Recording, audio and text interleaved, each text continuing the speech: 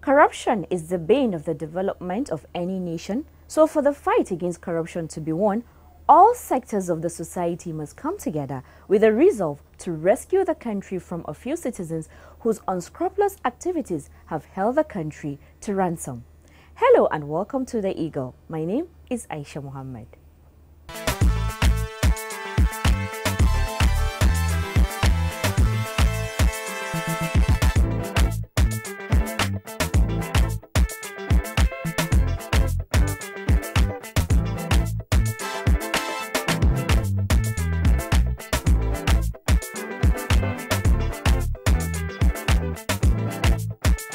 EFCC will get you anywhere, anytime. We have, as usual, reports on happenings in and around the EFCC, with a special report on the activities of rented crowd who besiege courts in solidarity with persons indicted for corruption. So please sit back and relax as we take you through. Cheers! Cheers!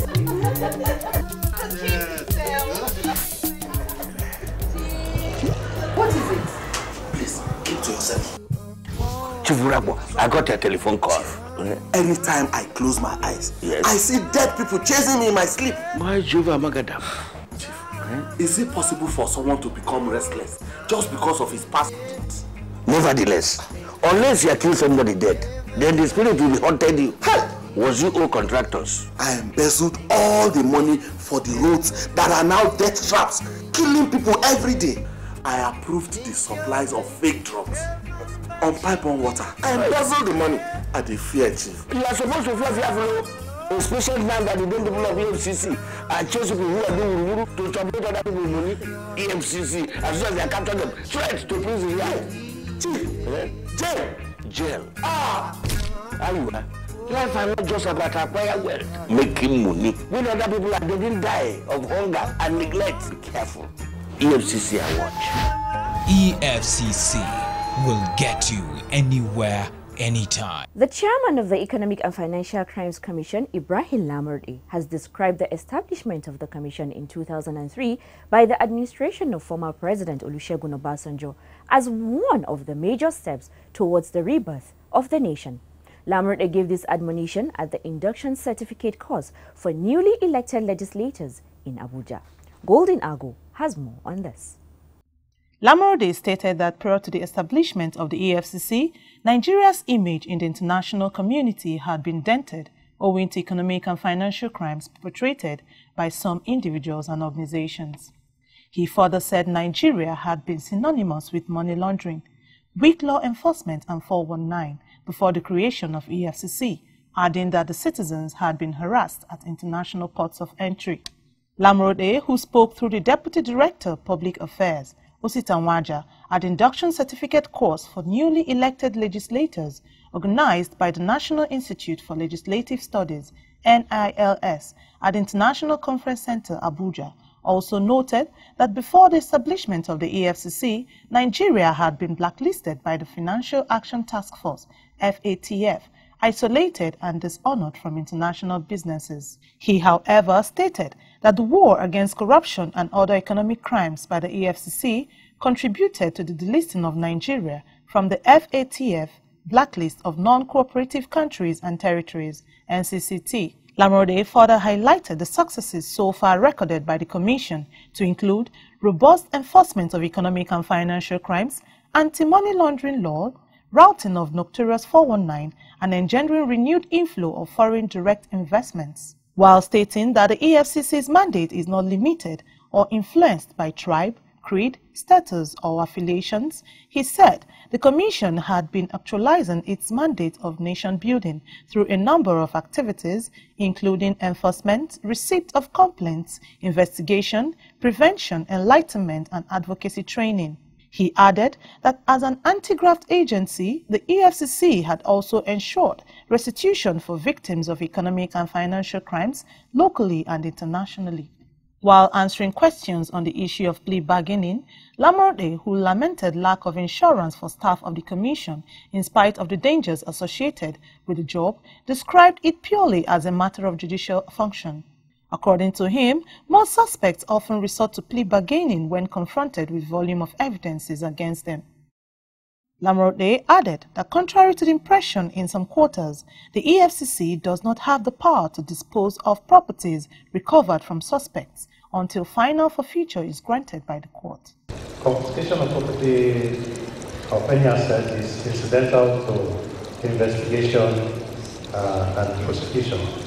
And before we do take any of that action, we approach the court, and the court will give us the power to go and seize assets. Now, it is the court and the court alone that can vacate that power. So, if the court that gave you the power to go and take somebody's assets, incidental to his being arrested or investigated or prosecuted, does not give you the power to dispose of that, but you cannot. That's why you see those things, those vehicles that you mentioned, still lying there. We cannot dispose of such property until the court that gives us the power to do that. We follow our act strictly. Our act does not say we should do any other thing other than that, and that is what we are doing. The induction course was organized by the NILS to train and equip new legislators with the necessary knowledge and skills to be effective in the discharge of their responsibilities as lawmakers. Golden Argo reporting for the Eagle. Nigeria is the 6th largest producer of oil in the world.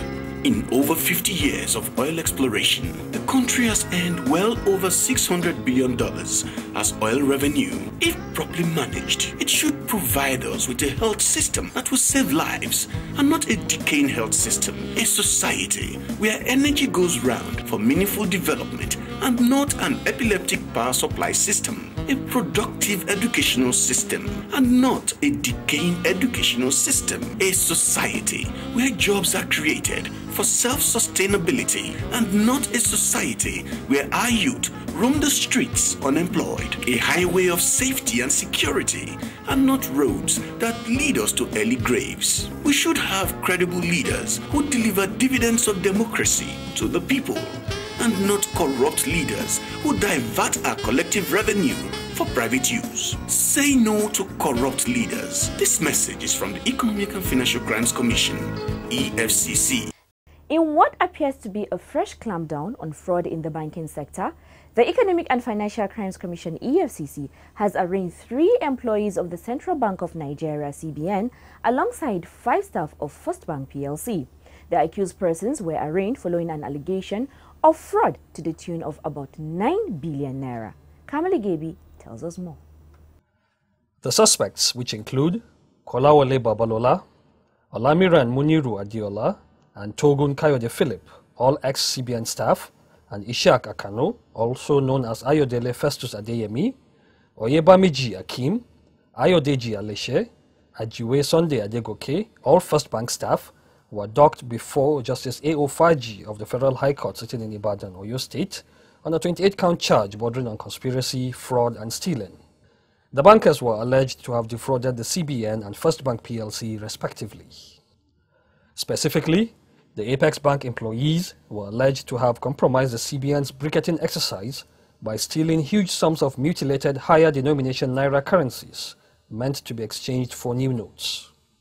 The other bankers allegedly acted as accomplices to the crime and also helped themselves to a sizable chunk of the money. It was said that the accused persons between 2009 and 2011 in Ibadan, within the jurisdiction of the court, with intent to defraud, conspired amongst themselves to commit the offence, which is contrary to Section 8, subsection A of the Advance Fee Fraud and Other Fraud-Related Offences Act 2006, and punishable under Section 1(3) of the same Act. When the charges were read to them, they pleaded not guilty. Justice Faji ordered the prosecuting counsel to respond to all the applications for bail and ordered that the defendants be remanded in Agodi Prison Custody, Ibadan, until the hearing on bail applications. In a related development, the Commission also arraigned one Obiejogo Raymond Azuka before Justice Muawiya Baba Idris of the High Court of the Federal Capital Territory sitting in Gwagwalada, Abuja, on a 6-count charge bordering on forgery. Obiejogo, a higher national diploma holder from Federal Polytechnic Oko, Anambra State, allegedly forged a reference letter purportedly from the former Minister of Finance, Dr. Mrs. Ngozi Okonjo-Iweala, alongside his curriculum vitae, requesting for employment into the Economic and Financial Crimes Commission, EFCC, the Tertiary Education Trust Fund, TET Fund, and the Nigerian Security Printing and Minting Company. One of the counts reads that you, Obiejogo Raymond Azuka, on or about the 11th day of August 2014, at Abuja within the jurisdiction of the High Court of the Federal Capital Territory, intentionally induced the Tertiary Education Trust Fund, TET Fund, to employ you as account officer 2 by presenting a forged reference letter titled Reference on Obiejogo Raymond Azuka, purportedly made by the former Minister of Finance, Ngozi Okonjo-Iweala, recommending you as a worthy officer fit for employment, and which act caused harm to the reputation of the Tertiary Education Trust Fund, TET Fund, and that you thereby committed an offence contrary to Section 320B and punishable under Section 322 of the Penal Code Cap 532, Laws of the Federation of Nigeria, 1990. The accused pleaded not guilty to the charge when it was read to him. In view of his plea, counsel to EFCC, Halidu Mohammed, urged the court to fix a date to commence trial and also to remand the accused in prison custody. However, the defense counsel, J.E. Chukwuemeka, through a formal application, asked the court to admit the accused to bail, but his application was opposed by Mohammed, who asked the court for time to respond. Justice Idris adjourned the case to June 2015 for hearing of the bail application and commencement of trial, and ordered the accused to be remanded in Kuje prison custody.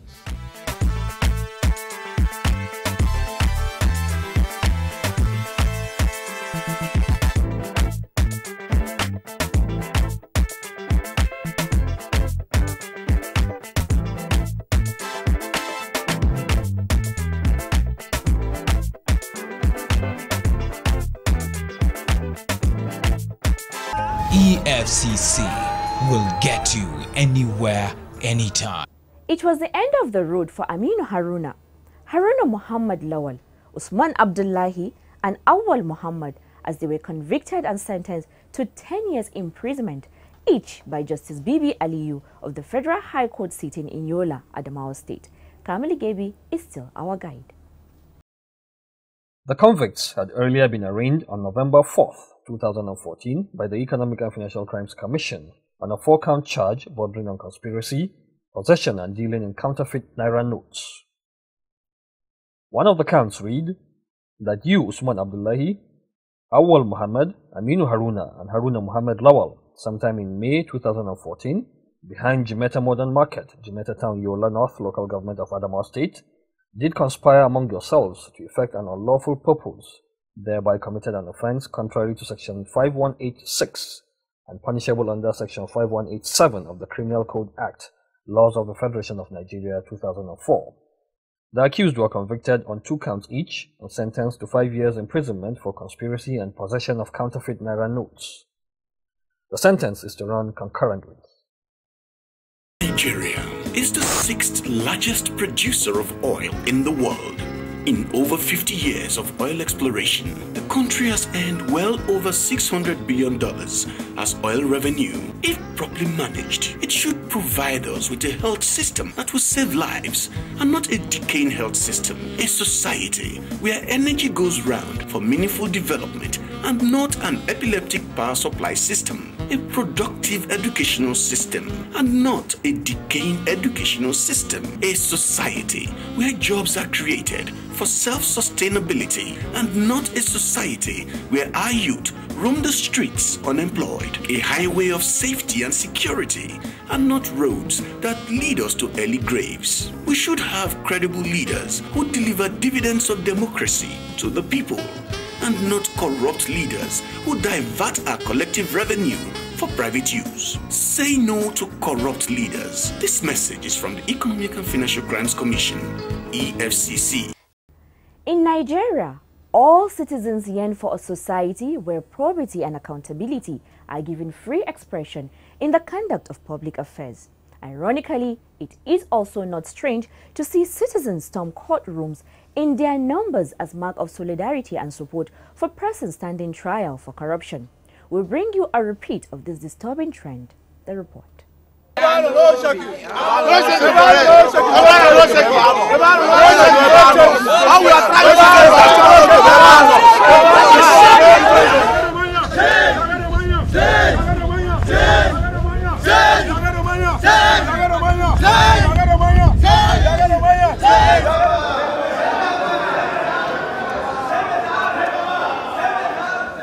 They are all dressed up in uniform clothing called ashwebi, meaning family clothing in Yoruba. The culture evokes familiar resonance in the southwest of Nigeria, as no major social event or celebration could be said to be complete without it. Looking at those people, one will assume they are at a social event or political rally. Their mood is celebratory. Yes, they are celebrating, but the venue is not a campaign ground or an event center, but the hallowed premises of a courtroom. They are out to celebrate someone they called our hero. And guess who this hero is? An accused person who has been charged to court for corruption.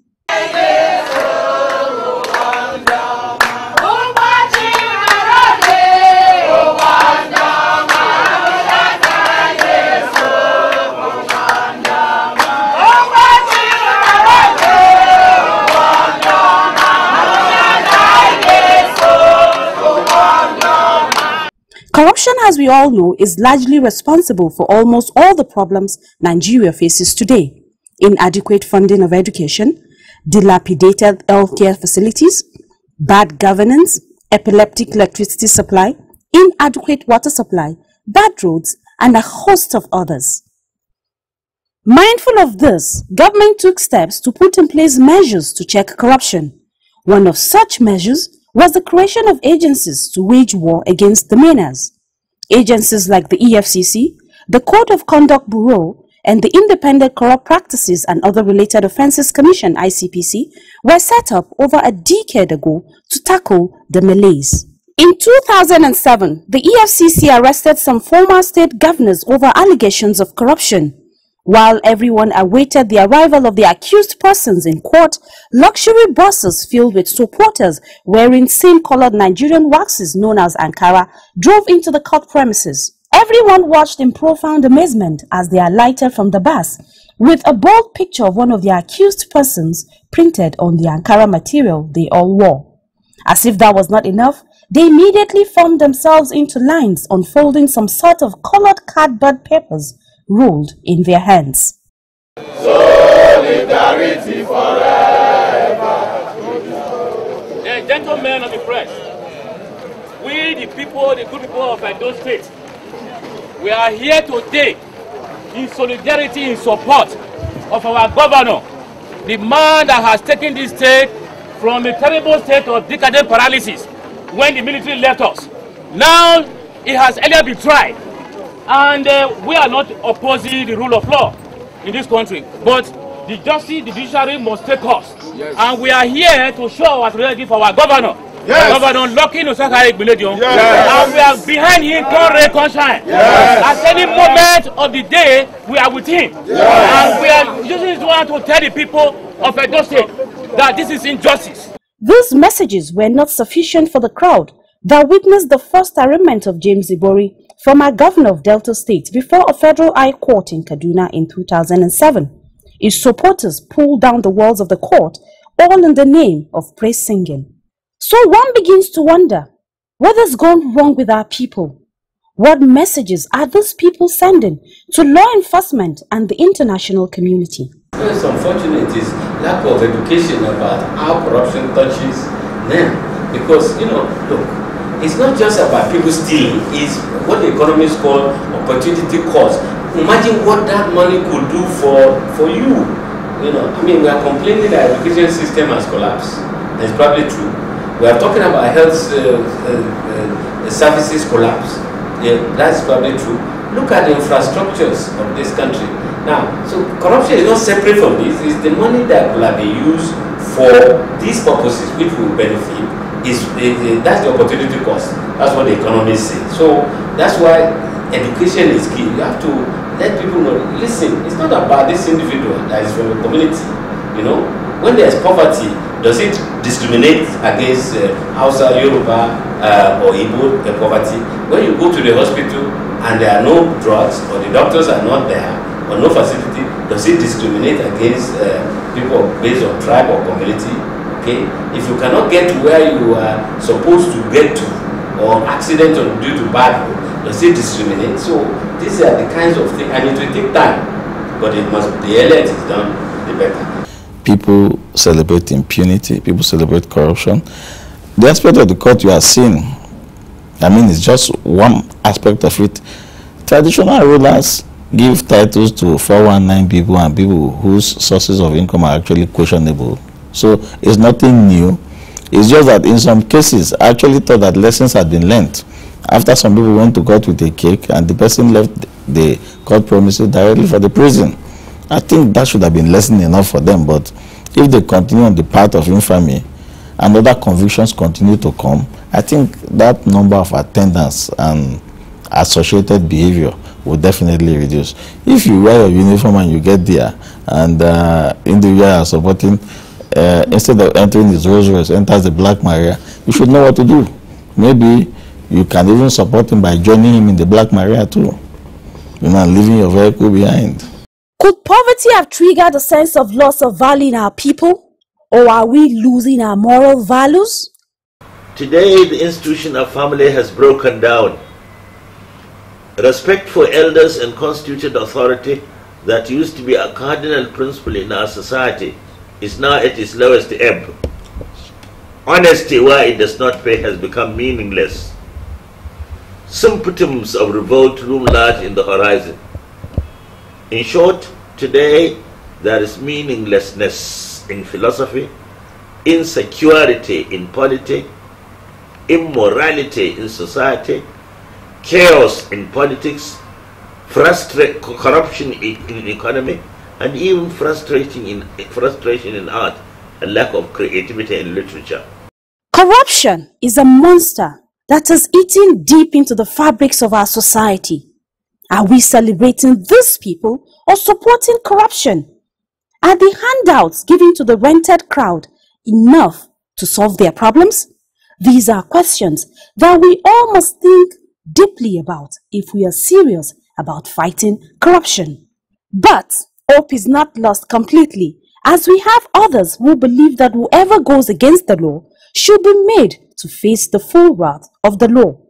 This was evident at the arraignment of some alleged pension fraud suspects, where pensioners trooped into the court premises chanting support for the war against corruption and asking for justice.